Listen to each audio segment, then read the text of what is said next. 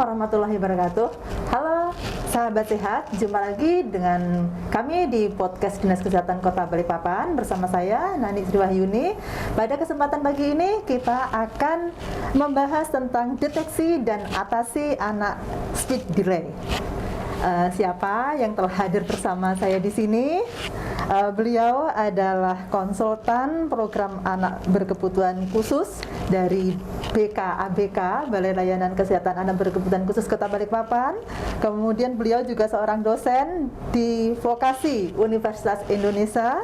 Kemudian beliau juga founder Yamed Child Development Center di 43 cabang, luar biasa. Dan beliau juga founder Yamed School 3 cabang. Siapakah beliau? Bersama kami di sini adalah Dr. Tri Gunadi, AMD OT SPSI. Halo dokter, bagaimana kabarnya? Halo, assalamualaikum Nani. Alhamdulillah baik, sehat.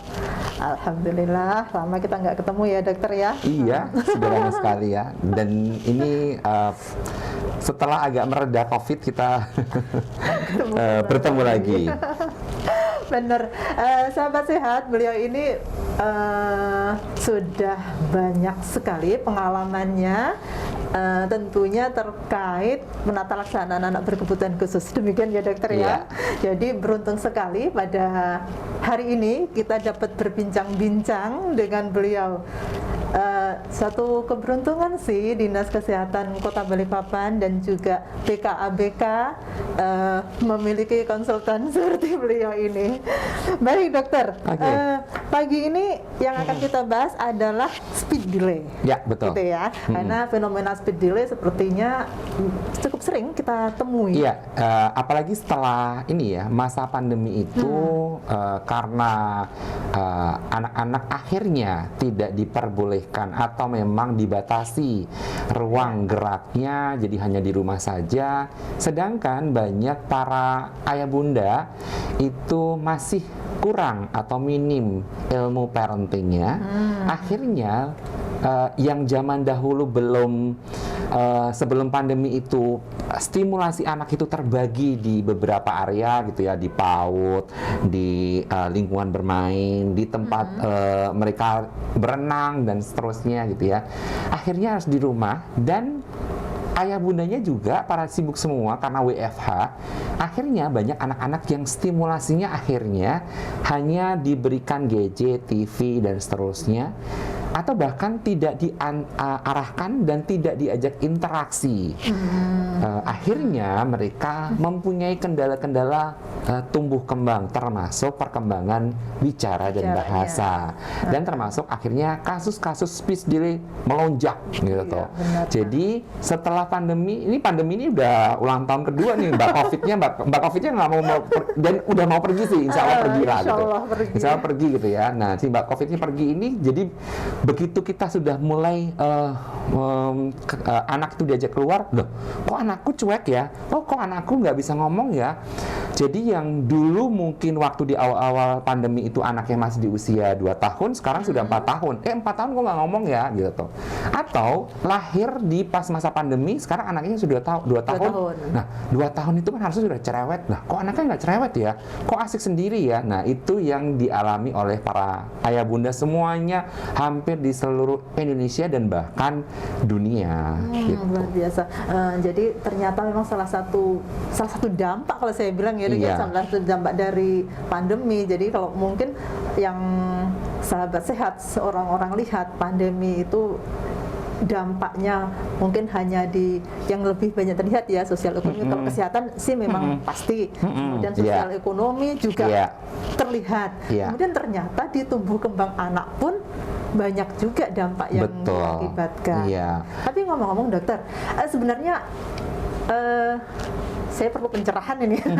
Speech delay sendiri itu yang seperti apa ya dokter? Oke, jadi kalau ngomongin tentang speech delay itu menurut ahlinya gitu, namanya Papalia, di tahun 2018 itu mendefinisikan speech delay adalah jika anak 1 tahun itu belum mengoceh, jika anak 18 bulan berarti 1,5 tahun itu belum mampu menguasai 10 kata dan mengerti maksudnya, dan dan jika 2 tahun belum mampu 50 kosakata dan mampu mengungkapkan keinginan minimal 2 kata. Jadi misalnya contoh harusnya 2 tahun tuh Bunda minum, Bunda makan, nah kayak gitu. Mereka tidak mampu. Nah, jadi speech delay adalah jika mereka tidak sesuai dengan tugas perkembangan bahasa di usianya.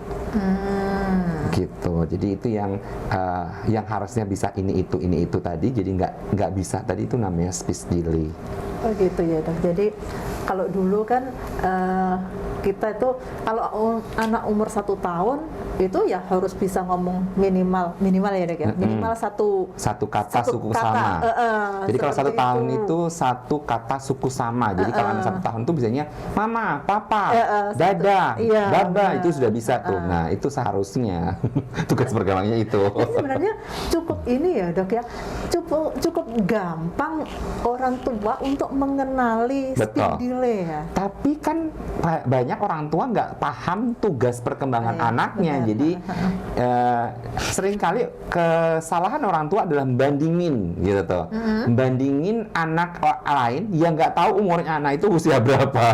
Jadi gini nih, paling yang seringkali terlihat adalah gini.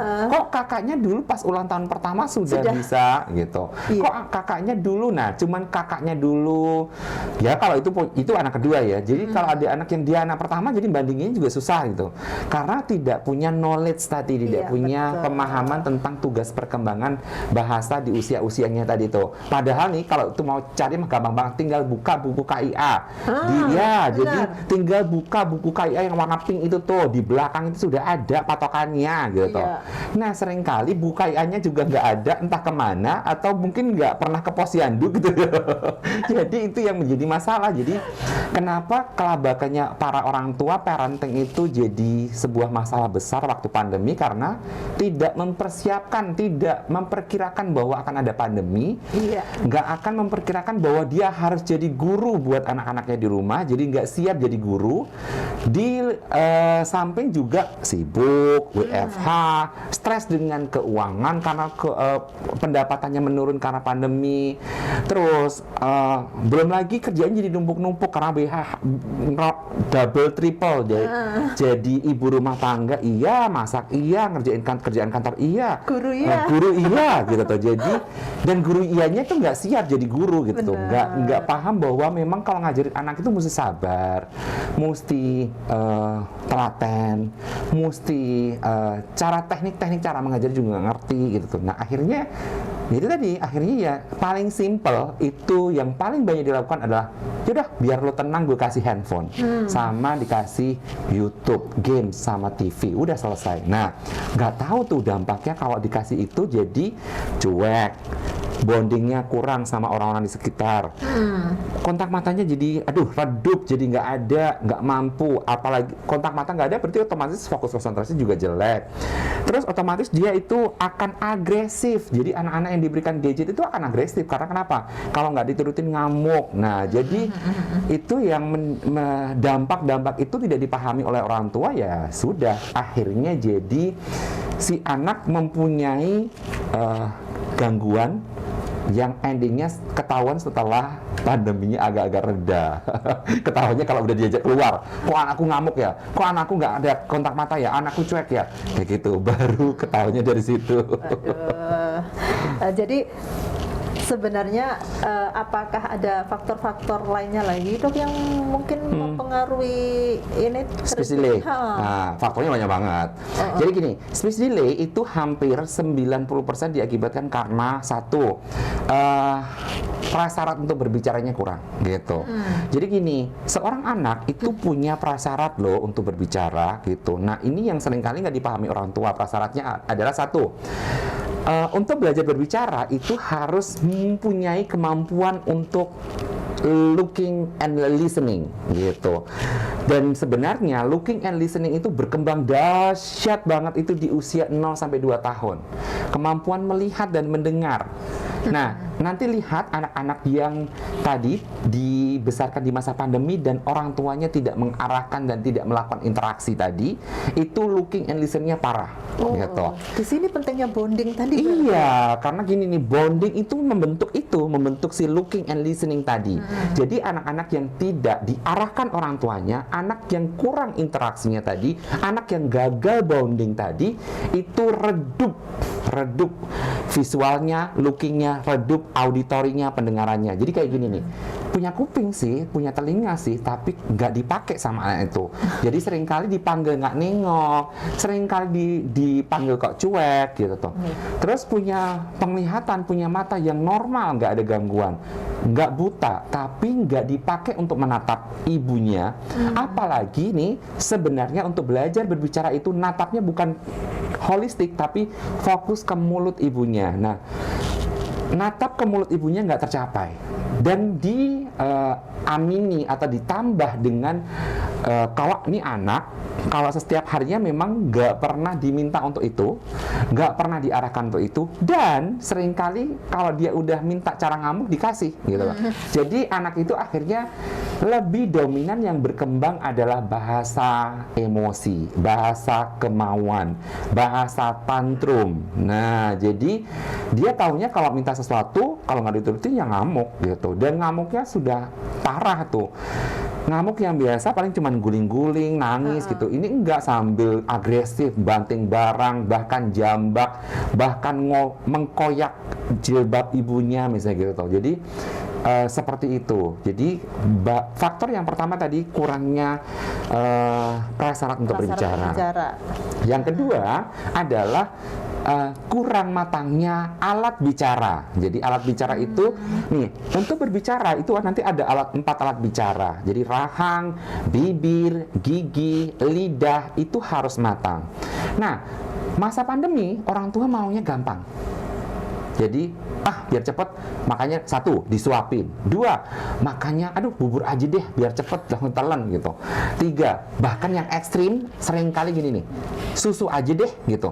Nah, ini pemahaman orang tua yang salah kaprah nih. Dipikirnya dengan susu selesai gizi anak, padahal no. Bahkan sekarang pemerintah sudah menganjurkan isi piringku harus terpenuhi dengan baik tuh, yang sepertiga bahan makanan pokok, sepertiga sayuran, dan nih sepertiga lagi gabungan antara si buah dan lauk pauk. Nah, itunya yang nggak terpenuhi. Jadi maunya gampangnya saja tuh, biar cepet, udah susu aja deh, gempur sama susu gitu tuh. Itu yang akhirnya apa? Rahangnya tidak bekerja, tidak mengunyah dengan baik. Kemampuan mengunyah, menggigit makanan itu penting loh untuk bicara. Jadi kalau anak jadi speech delay ya jangan salahkan, karena tidak dilatihkan mengunyah, menggigit makanan dengan benar. Belum lagi selalu nurutin anak, jadi maunya itu yang lembut-lembut, ya udah lembut-lembut, tapi orang tua tidak ada memberikan challenge kepada anak untuk makan ini dulu ya gitu, coba ini dulu deh gitu. Padahal di dalam aturan udah tahu bahwa mencoba makanan pada anak itu bahkan lebih dari 15 kali baru dikatakan mencoba. Orang tua sudah bilang gini nih, 2 tahun dia nggak mau gitu. Baru sekali itu.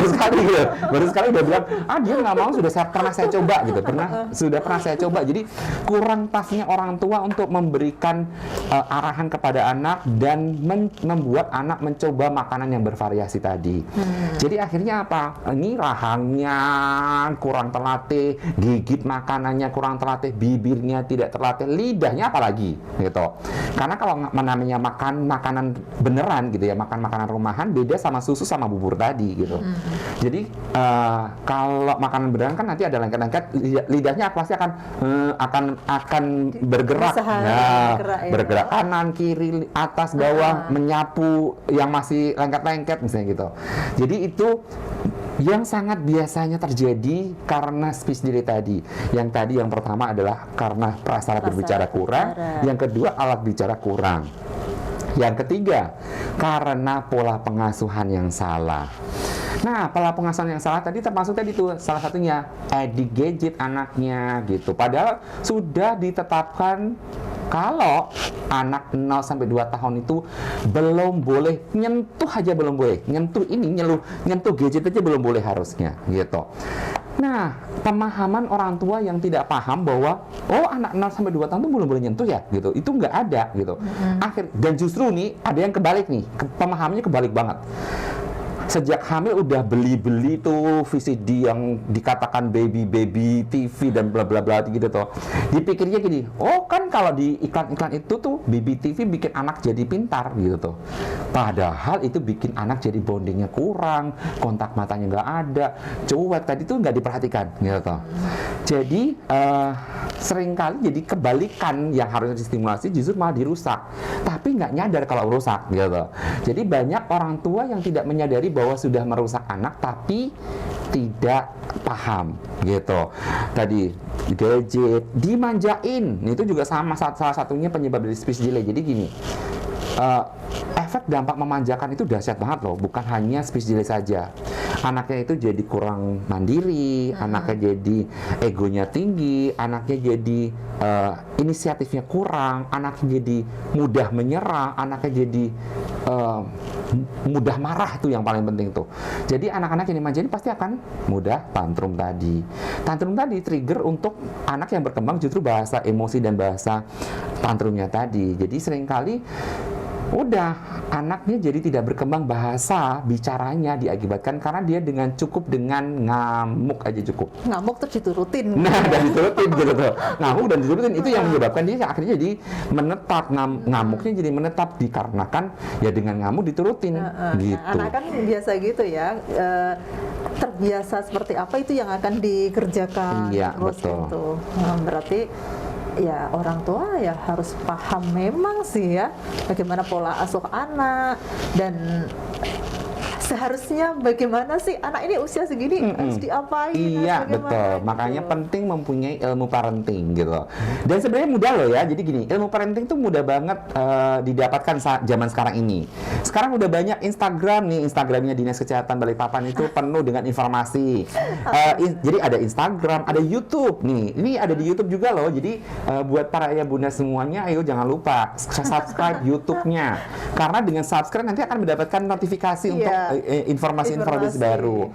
Jadi ada Instagram, ada YouTube, ada TikTok, ada podcast. Nah, jadi itu yang harusnya dimanfaatkan orang tua. Zaman sekarang itu nggak sulit lah. Kalau zaman dulu itu orang tua mencari informasi tentang parenting masih minim. Iya benar. Tapi sekarang itu informasi parenting sudah banyaknya minta ampun gitu. Apalagi di sosial media. Iya.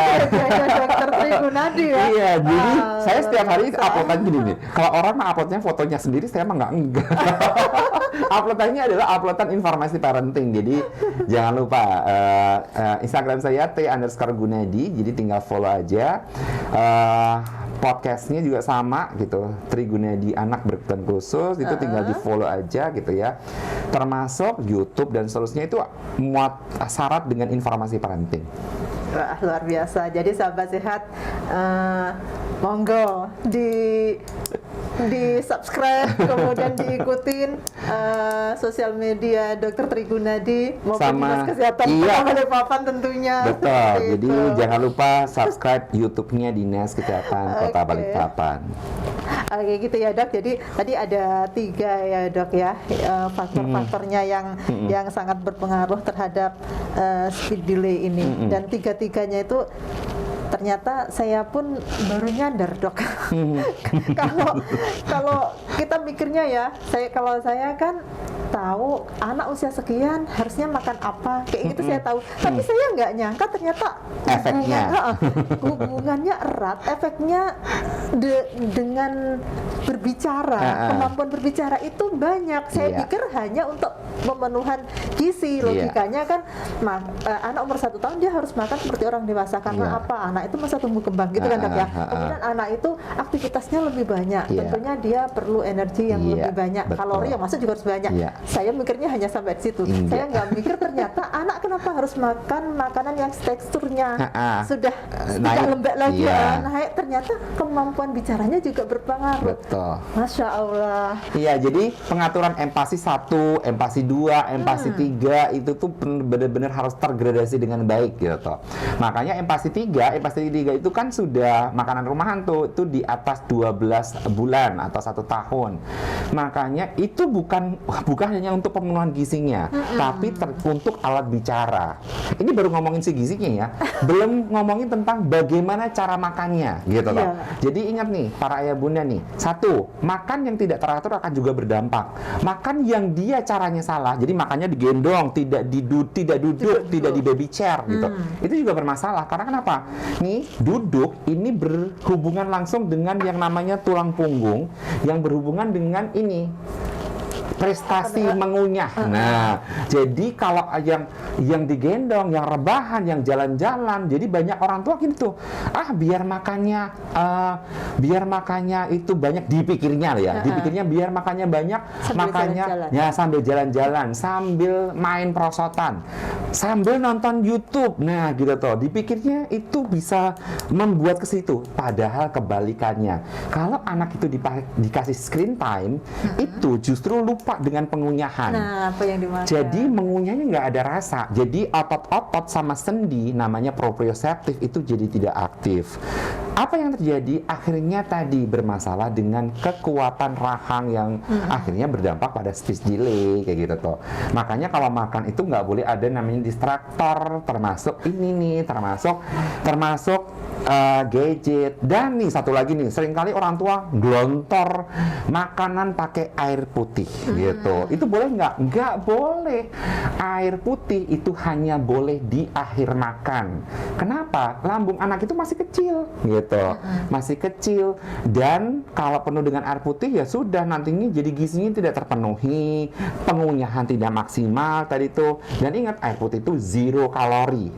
Jadi nggak ada kalorinya. Nanti gimana bisa anak sehat kalau diglontor pakai air putih. Nah, kayak gitu-gitu. Iya. Itu yang pemahaman yang sangat kurang banget bagi orang tua, yang akhirnya berdampak pada anak yang rahangnya jadi tidak mengunyah dengan baik karena dia diglontor dengan air putih tadi, dan akhirnya jadi speech delay. Nah, itu yang tidak dipahami orang tua, bahwa dampaknya tuh jauh.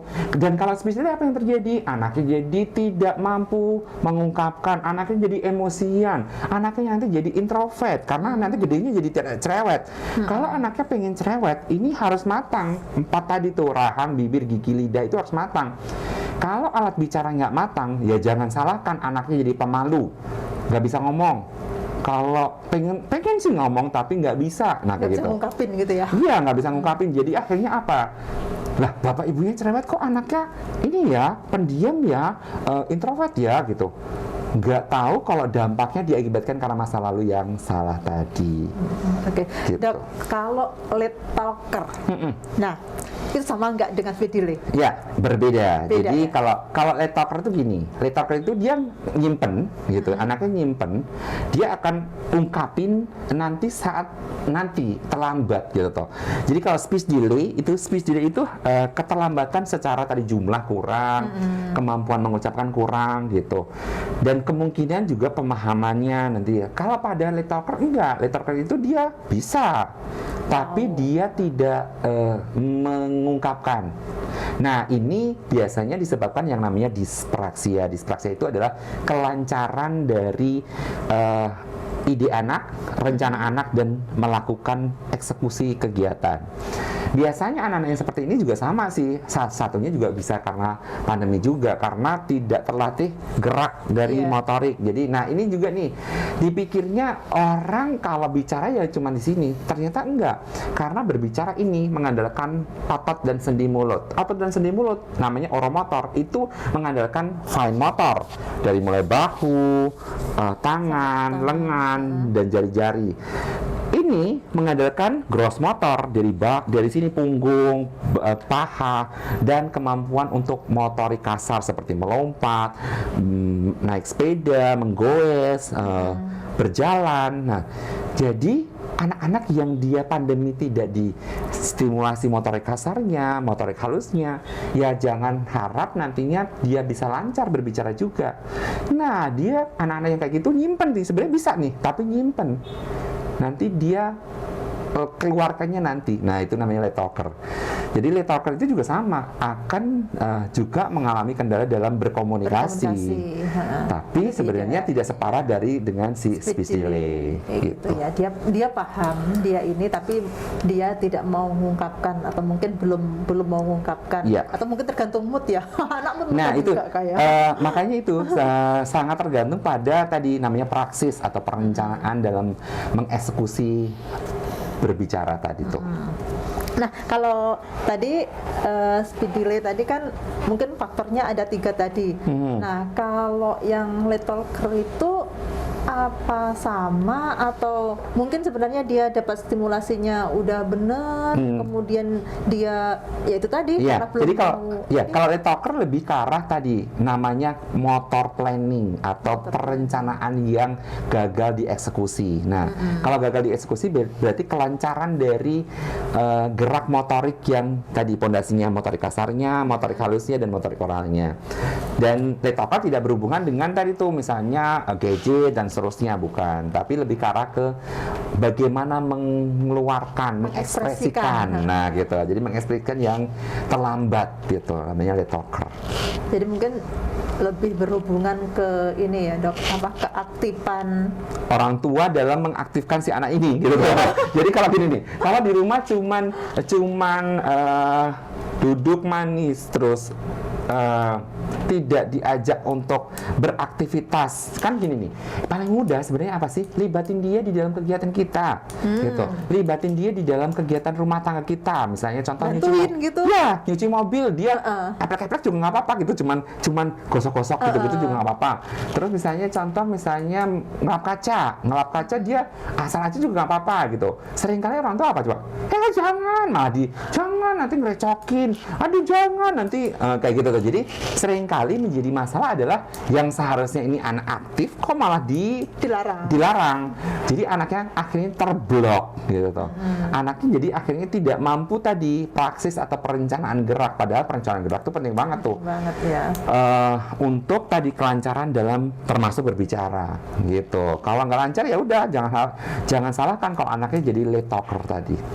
Ya, berarti memang pengaruhnya pola asuh orang tua itu luar biasa ya, Dok, ya, terhadap tumbuh kembang ini. Betul, makanya perlunya ilmu parenting orang tua bahwa nggak apa-apa loh kotor-kotor, nggak apa-apa loh dia bantuin pekerjaan, bukan nggak apa-apa lagi, harus loh malahan gitu. Jadi seringkali maka balikan tadi tuh bahwa jangan, dilarang gitu. Nanti mindsetnya orang tua yang harus diubah ya, Dok? Iya, betul. Yang kayak tadi misalnya gini nih, makan aja. Makan itu nggak apa-apa dia berserakan, namanya juga anak kecil gitu, karena dia sedang berlatih untuk mengontrol otot dan sarafnya tadi. Seringkali, daripada kotor udah tak suapin aja deh gitu. itu justru malah menghilangkan satu kesempatan anak untuk berlatih, berlatih dan belajar. Menghilangkan kesempatan itu ya jangan salahkan anaknya jadi punya masalah.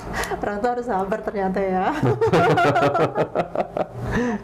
Kadang-kadang kan dilihatnya, ngotor-ngotorin tempat kalau makan ini kan. Betul, kotor nanti bajunya gitu. Jadi orang tua mesti harus bersihkan, orang tua mesti ini. Tapi ternyata tidak sepadan dengan dampak ketika kita nyuapin. Iya. Gitu. Dan dampak kotor-kotor itu anak jadi punya kematangan otot dan saraf yang nantinya digunakan untuk ke depan, untuk dia nantinya mampu kontrol koordinasi dengan baik. Itu digunakan untuk apa? Nanti belajar menulis, dia bisa megang pensil dengan baik, bisa telaten dalam membuat huruf-huruf dan angka-angka gitu.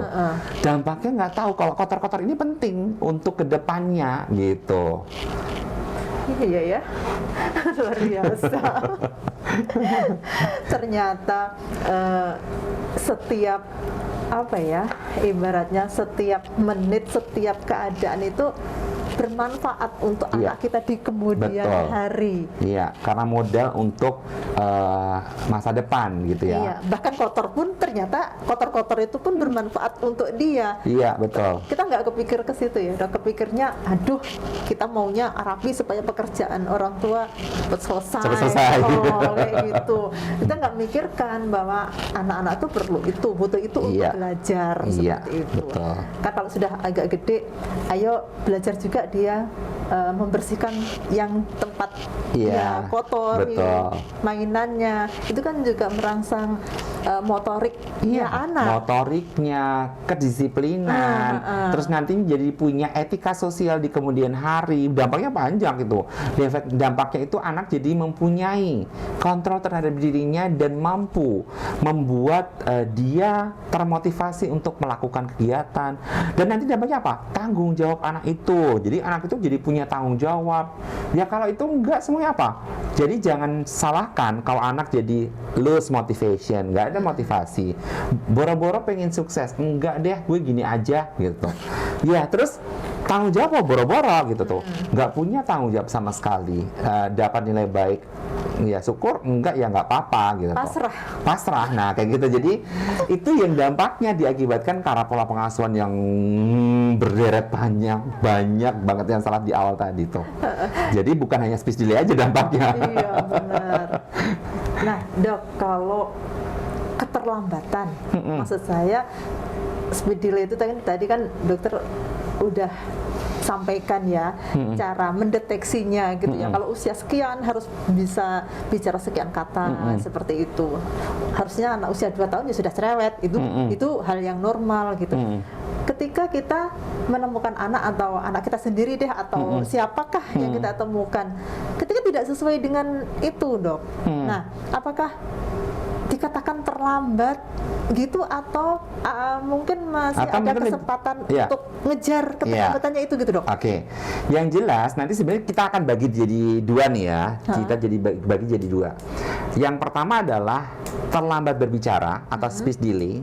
Yang kedua adalah namanya speech disorder atau gangguan. Kalau ini terlambat bicara, kalau ini gangguan bicara. Gangguan bicara itu rata-rata karena gangguan medis di waktu kecil, di waktu baby, di waktu menuju ke 3 tahun gitu ya. Misalnya kejang, bayi yang prematur kayak gitu, itu namanya speech disorder. Kalau itu udah pasti deh harus wajib memeriksakan ke unit layanan kesehatan. Kalau di Balikpapan berarti bisa dibawa ke BKABK. Nah, BKABK letaknya di Jalan MT Haryono. Gang Mufakat. Gang.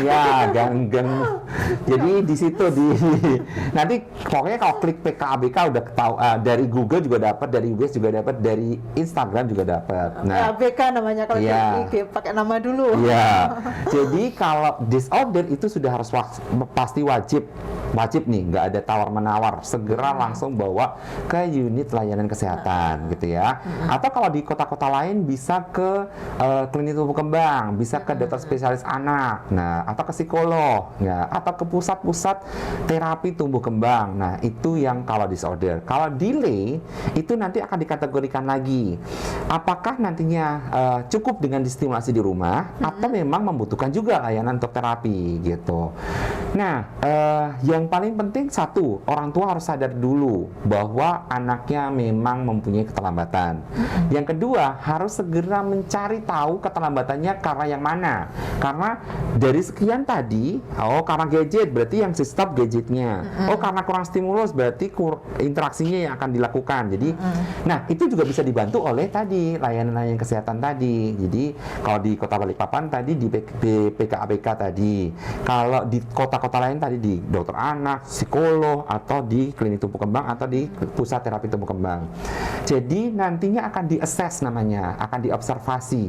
Jadi akan dilihat ini keterlambatan berbicaranya disebabkan karena apa, terus tingkatnya itu mild, moderate atau severe. Kalau ringan biasanya cuman kita kasih PR, stimulus gitu ya. Kalau sedang dan berat berarti harus tadi terapi, dan terapinya apa itu nanti konsultasi ke ahlinya tadi gitu. Jadi memang ada upaya nantinya perbaikan, dan bisa nggak bisa kalau speech delay itu rata-rata gampang lah kalau benar-benar serius ditangani gitu. Tapi kalau orang tua ternyata nggak nyadar dan tidak mau juga, itu speech delay akan menjadi parah tadi tuh. Bahkan anaknya jadi akan ada gangguan-gangguan macam-macam tadi. Jadi akan rendah diri, akan jadi pemalu, akan jadi introvert, jadi tidak mampu bersosialisasi dengan lingkungan dan seterusnya kayak gitu. Oh gitu ya dok ya. Jadi intinya sebenarnya orang tua itu yang pertama ya harus melakukan deteksi tadi, harus paham dulu, kemudian benar-benar dilihatnya, dan yang paling penting lagi ketika menemukan salah satu mungkin faktor atau salah satu yang ditemuin yang terlihat mengarah ke situ, mencari bantuan dulu seperti itu ya dok ya. Nah, untuk jangan malah yang sering didapat itu gini dok. Aduh nanti diomongin, aduh jadi malu lah, itu yang harus jauh-jauh dibuang ya dok, pemikiran itu ya. Makanya sebenarnya gini nih, kalau kita mau kita sebagai profesional gitu ya, kita itu sebelum membantu anaknya itu justru bantu dulu keluarganya gitu. Jadi gini, kita nggak akan bisa bantu anaknya selama keluarganya, nah keluarga di sini terutama ayah dan ibunya dulu nih, itu dibantu dulu untuk seorang orang tua kalau dikatakan anaknya punya gangguan itu akan melewati 5 fase. Nah, namanya DABDA, DABDA. Nah, yang pertama denial.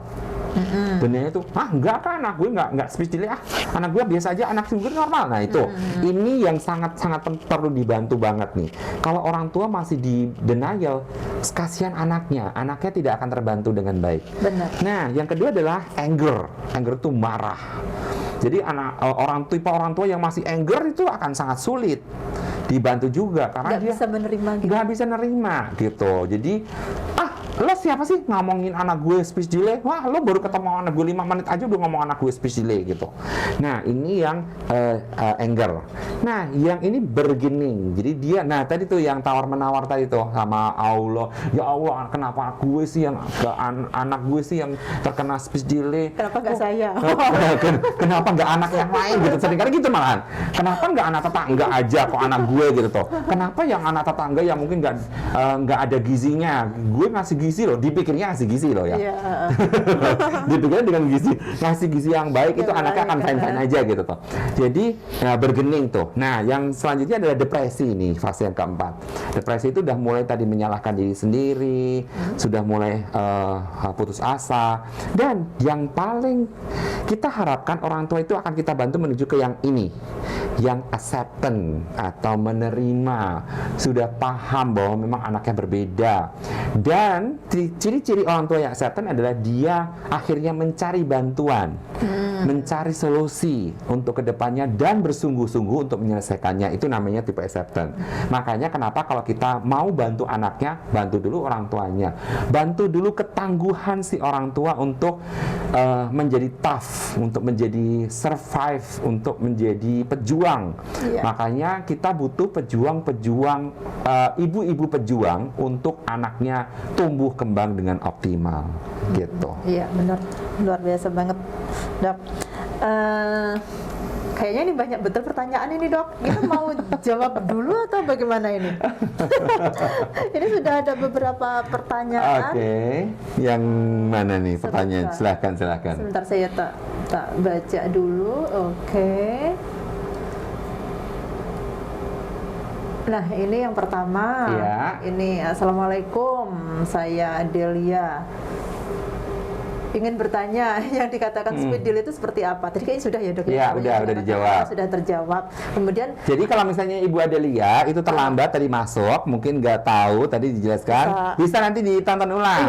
Jadi nanti buat Bu Adelia nanti karena udah terlambat kan udah kita bahas, jadi nanti tinggal tonton ulang aja di YouTube-nya PKB Dinas Kesehatan Kota Balikpapan. Nanti ditonton ulang karena kita sudah jelaskan di awal tadi.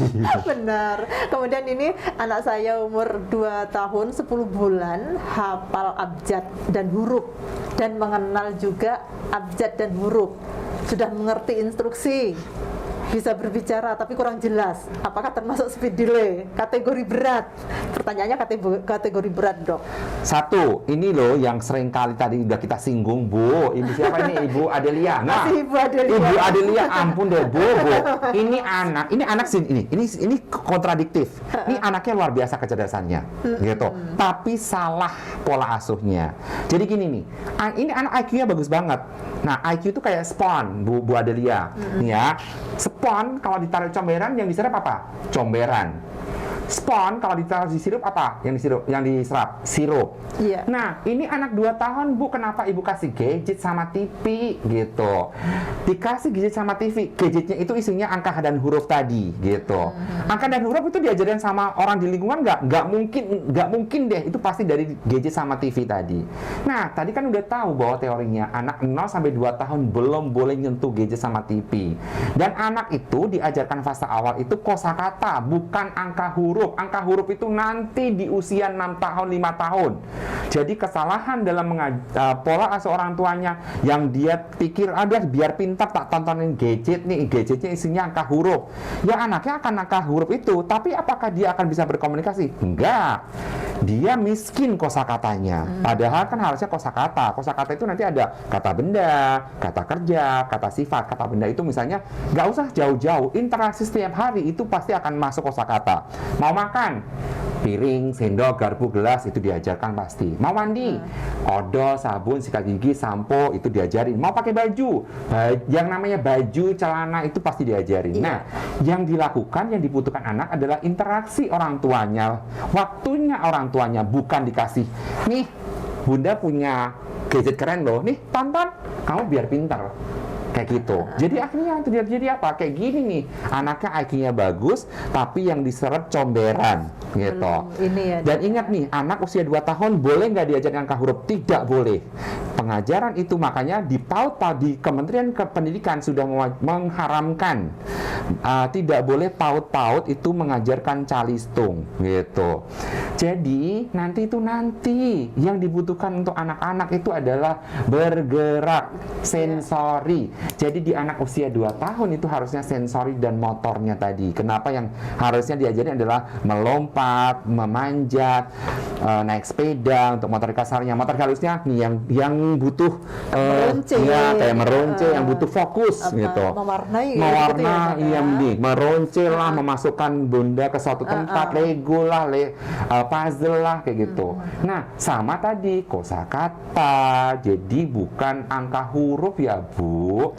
Ayo stop dulu TV dan gadgetnya, perbanyak interaksi dengan anak. Kalau kita perbanyak interaksi, otomatis kita akan mengajarkan kosakata tadi. Tentunya belum terlambat ya, Dok ya. Belum, tapi segera harus cari solusi tadi. Benar. Selanjutnya ini, Dokter. Ya. Nah, ini dari Ibu Yona. Bertanya tentang anak usia 6 tahun belum bisa merangkai 3 kata. 6 tahun ya, Dok, belum bisa merangkai 3 kata. Ada apa ya, ini kecuali atau apa? Dan ada ekolalia. Ekolalia. Ya, ini berarti tanda ciri autistik, Bu. Aduh, Ibu. Ini anaknya usianya 6 tahun loh. 6 tahun itu seharusnya kalau ngomongin tentang banyak kata yang akan harus diucapkan, cara ngapalinnya enak kok. 2 tahun 2 kata, 3 tahun 3 kata, 4 tahun 4 kata, 5 tahun 5 kata, 6 tahun 6 kata. Nah, jadi harusnya 6 tahun itu sudah mampu 6 kata. Misalnya gini, Bunda, tolong ambilkan aku minum, aku haus, misalnya gitu. Nah, itu seharusnya. Dan ini 6 tahun loh. Bunda maksudnya nggak sadar juga sih, informasi tentang autistic spectrum disorder atau anak ciri dengan autis itu sudah di mana-mana gitu. Apa cirinya? 1, gagalnya kontak interaksi dengan sosial. Jadi anaknya udah ketahuan dari kecil itu joint attention-nya nggak kebentuk, kontak matanya nggak kebentuk, interaksi dengan orang, tatapan itu tidak terbentuk. Jadi cuek dengan orang di sekitar dan lingkungannya. Dan nantinya anak-anak yang seperti ini itu tadi tuh akhirnya waktu sudah mulai harusnya mengeluarkan hanya bisa ekolalia. Ekolalia itu cuma membeo gitu, membeo. Nah, ini nanti dampaknya panjang karena autis tidak diselesaikan, itu pemahaman bahasa tidak terbentuk, komunikasi tidak terbentuk, dia asik sendiri dengan dunianya, tidak bisa diajarkan pemahaman pra-akademik, tidak bisa sekolah di sekolah biasa. Nah, kayak gitu. Jadi solusinya buat Ibu Yona, ayo segera cari profesional. Kalau di Kota Balikpapan tinggal datang ke PKBK di Jalan MP Haryono, Gang Mufakat. Nah, itu yang harus dilakukan karena ini adalah ciri anak dengan autis dan harus segera terapi. Termasuk nantinya akan diajarin bagaimana menghilangkan ciri-ciri autis ini dan membuat dia berfungsi dengan normal di tingkat bahasa dan bahkan komunikasi. Termasuk salah satunya tadi tuh, nantinya harus menghentikan gadget sama TV itu karena penyebab dari anak itu jadi cuek itu adalah salah satunya itu. Terus nanti akan diajarkan bagaimana menambah jumlah kosakatanya, kata benda, kata kerja, dan pemahamannya loh ya, bukan hanya sekedar meniru, bukan hanya sekedar ekolalia gitu. Itu yang nanti harus dilakukan Ibu Yona. Nah, ini sedikit curhat aja nih. Iya. Susah ya cari sekolah murah untuk anak-anak speed delay dan ADHD. Oke. Sekolah murah nggak banyak atuh Bu gitu. Yang susah adalah nyari sekolah yang tepat. Ingat nih, sekolah murah banyak karena sekarang hampir gitu ya, hampir semua kota sudah punya TK playgroup negeri gitu ya, terus SD negeri. Nah, semua itu sampai SMA itu gratis. Jadi dari pemerintah gratis. Jadi tidak bayar. Nah, yang susah adalah nyari sekolah yang tepat untuk anak kita. Tepat itu dalam artian dia itu mau nerima tapi juga mampu menangani dengan baik. Jadi memang belum semua sekolah itu paham tentang penanganan anak berkebutuhan khusus di sekolahnya, atau kita sebutnya adalah sekolah inklusi yang beneran itu masih belum banyak. Yang sekolah inklusi yang cuma label inklusi banyak, tapi belum tentu bisa tepat menangani anak-anak dengan benar. Gitu. Oke, lanjut ya Dok. Ya.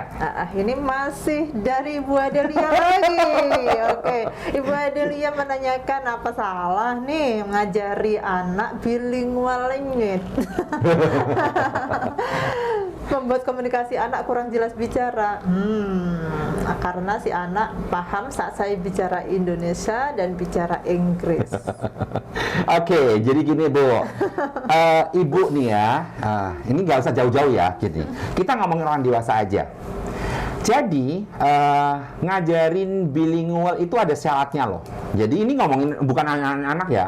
Ngajarin bilingual itu ada syaratnya. Syaratnya adalah satu, anaknya tidak mengalami gangguan proses belajar. Tadi tuh fokus konsentrasi, kepatuhan, looking and listening, dan seterusnya. Jadi kalau anak sudah jelas-jelas gangguan, anaknya tantrum, hiper, nggak fokus, boleh nggak diajarin bilingual? No, nggak boleh.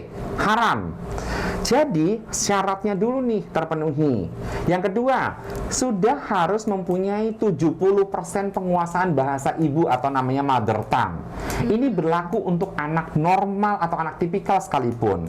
Jadi anak tipikal pun kalau mau diajarin bilingual, jadi gini, salah nggak ngajarin bilingual? Enggak, itu bagus banget. Anak-anak yang bilingual itu akan mempunyai potensi yang lebih baik dibandingkan anak yang cuma satu bahasa. Tapi tadi syaratnya harus terpenuhi dulu. Tadi ingat ya, syarat untuk belajar bahasa ada fokus konsentrasi, joint attention, kontak mata dengan baik, looking and listening, dan kepatuhan untuk belajar. Dan sudah menguasai 70% dari bahasa ibunya. Jadi 70% dari mana? Dari umurnya. Kalau 2 tahun tadi ingat tuh 50 kosakata. Jadi tinggal dihitung 70% dari 50 itu berapa? Nah, kayak gitu. Jadi kalau udah terpenuhi, boleh akan mengajarkan bahasa Inggris.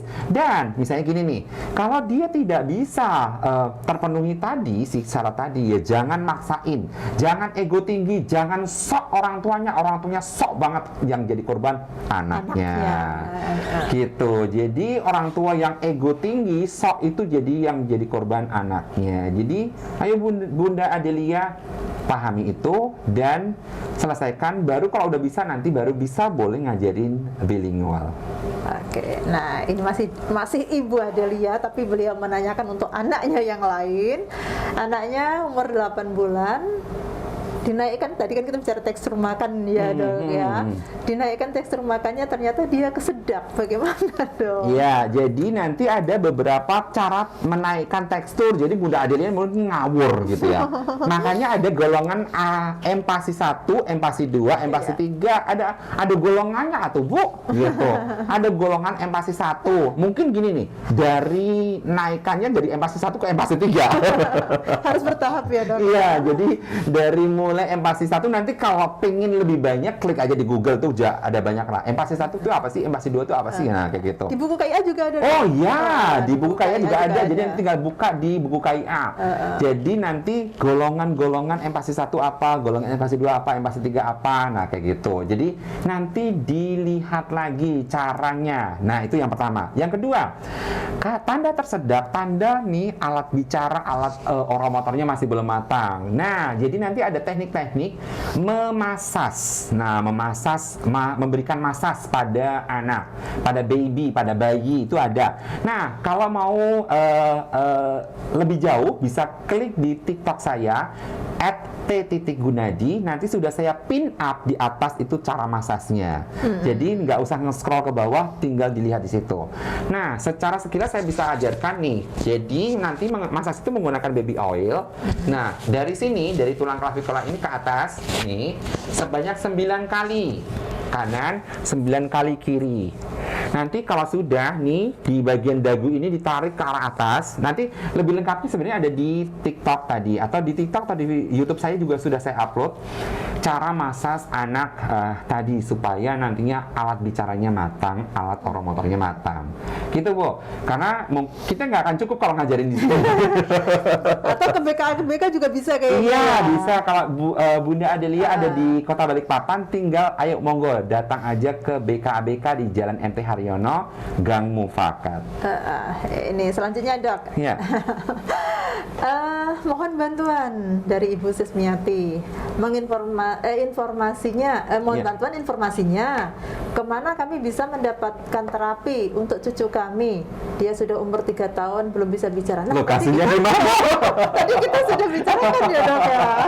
Jadi Ibu Bunda Bunda nenek berarti. Oh iya nenek cucu. Nenek ya. Buat nenek Sismiati itu saya nggak bisa bantu di mana lokasinya juga kagak jelas. Jadi kalau di Kota Balikpapan monggo tinggal datang aja ke BKBK, itu punyanya Dinas Kesehatan Kota Balikpapan di Jalan MT Haryono, Gang Mufakat. Kalau di Kota Balikpapan.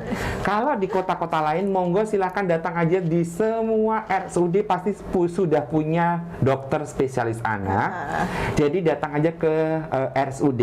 Nah, itu datang ke klinik tumbuh kembang ke dokter spesialis anaknya. Iya. Atau kalau kota-kota yang sudah ada Yamed Child Development Center, itu center saya, itu ada di 43 cabang. Juga bisa dikepoin juga di websitenya, jadi www, jadi www.klinikyamed.com. Iya. Sudah cukup banyak sebenarnya ya dokter ya. Nah, jadi Ibu Sismiati tidak perlu khawatir, monggo dicoba saja di mana yang kira-kira bisa dijangkau oleh beliau. Betul. Nah, oke, lanjut ya dokter. Ini masih ada 2 pertanyaan lagi dari Ibu Hairunisa Fajrin. Pak, anak saya umur 6 tahun masih proses terapi OT di Hermina. Senang bermain, kalau ada teman sebayanya, tidak jejet, paham kalau disuruh, tapi masih belum mau bicara sepatah kata pun. Iya, jadi Bu, kesalahannya kenapa terapinya TW sama OT doang? Jadi namanya terapi berbicara itu the main poinnya justru adalah behavior, verbal behavior, bentuk dulu verbal behavior. Jadi nanti teman-teman dari terapis bicara akan terbantu oleh pengajaran yang namanya perilaku verbal. Nah, itu terapinya namanya adalah verbal behavior atau disebutnya namanya ABA-VB, Applied Behavior Analysis Verbal Behavior. Nah, itu memang di rumah sakit yang Ibu sebutkan itu nggak ada ABA-VB-nya.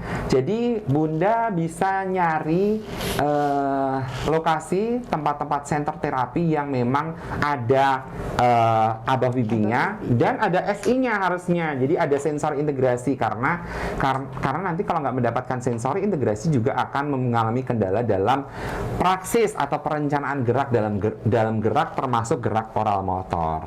Nah, jadi itu yang harus dicari. Jadi cari terapi namanya verbal behavior atau terapi perilaku. Nah, itu yang ada biasanya adalah di pusat-pusat terapi tumbuh kembang yang memang mempunyai layanan holistik, komprehensif secara tim, termasuk ada terapi bicaranya, okupasi terapinya, sensori integrasinya, dan terapi perilakunya. Dan di Kota Balikpapan itu ada di BKBK di Jalan MT Haryono, Gang Mufakat. Itu ada terapi ABA-VB. Iya, jangan khawatir Ibu, kalau Ibu di Kota Balikpapan sebenarnya ada Iya. sudah tersedia tempatnya. Oke, lanjut ya Dok. Iya. Saya rasa sudah cukup jelaskan tadi. Kemudian ini dari Ibu Dian Larasati, anak saya 3 tahun, sudah bisa merangkai kalimat, paham juga bila diajak ngobrol. Kendalanya masih ada beberapa kata yang belum sempurna diucapkan. Iya, itu Kadang kurang suku kata di awal, kadang di tengah. di tengah. Ya, jadi gini Bu, itu namanya adalah speech sound disorder atau bahasa awamnya gangguan kejelasan berbicara atau namanya disartikulasi bicara. Nah, kondisi tersebut disebabkan karena satu, kematangan alat bicaranya kurang. Jadi tadi yang saya jelaskan dari awal, rahang, bibir, gigi, lidahnya tuh nggak mateng gitu.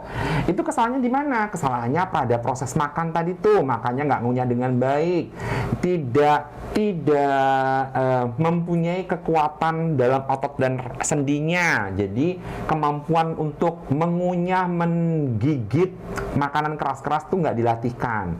Termasuk nanti proses dalam pernafasan. Jadi kemungkinan Bunda lupa nih ngajarin pianika kayak gitu. Jadi cuma niupnya dulu, niup lilin doang gitu. Niup peluit doang gitu. Niup peluit kan cuma prit gitu doang. Kalau niup pianika kan enggak. Jadi panjang. Nah, itu alat bicaranya. Yang kedua, ini anak konsentrasinya masih jelek, Bu. Anak yang konsentrasinya masih jelek itu akan terjadi proses dari mendengar ke proses di otak itu jadi error. Nah, jadi akan terjadi 4 hal. SODA. S itu adalah namanya substitusi. Jadi substitusi itu tergantikan akhirnya. Ngomong merah jadi merah gitu. Jadi R jadi Y itu namanya substitusi. Itu yang S. Terus O, omisi, hilang. Jadi misalnya contoh mau ngomong mobil jadi obil, M-nya nggak ada. Terus ini D, distorsi, jadi aneh nih ngomongnya. Dan A, adisi, penambahan. Jadi tadi tuh ada yang kata-kata jadi akhirnya tergantikan, terhilangkan, tertambahi, nah kayak gitu. Itu jadinya karena fokus konsentrasi jelek. Nah, kondisi seperti itu harus segera terapi untuk tadi fokus konsentrasinya, mematangkan oral motornya, dan melancarkan proses bicaranya. Termasuk PR orang di rumah adalah harus menjadi yang namanya environment police, menjagain ini anak untuk mengkoreksinya dan memberikan contoh yang benar. Jadi jangan langsung dikasih, kalau dia minta sesuatu harus diminta. Ayo adik dulu bilang dulu. Ayo bilang apa? Ayo bilang dulu. Ayo merah. Ayo coba. Nah, R-nya diberikan contoh yang benar kayak gitu. L-nya misalnya L mobil atau lampu. Nah, dicontohkan dengan proses lidah yang benar. Kayak gitu. Jadi itu yang nanti harus segera dilakukan, dan tadi segera cari profesional, Bu. Nanti anak-anak yang seperti ini tidak terbantu nantinya akan menyebabkan anak tersebut satu, rendah diri, tidak percaya diri, malu. Bahkan nantinya anak ini akan berkemungkinan dibully oleh anak lain. Jadi akhirnya mengalami gangguan sosialisasi, adaptasi, dan bahkan proses belajar. Gitu. Oke, luar biasa Dokter Tri. Ini sudah banyak banget yang kita dapatkan dan kita sudah sampaikan di sini ya. Mudah-mudahan banyak manfaatnya. Tentunya saya sudah merasakan ini bagi saya sendiri ini sudah cukup bermanfaat. Padahal saya nggak punya anak balita. Ya mudah-mudahan bermanfaat juga untuk pemirsa semua.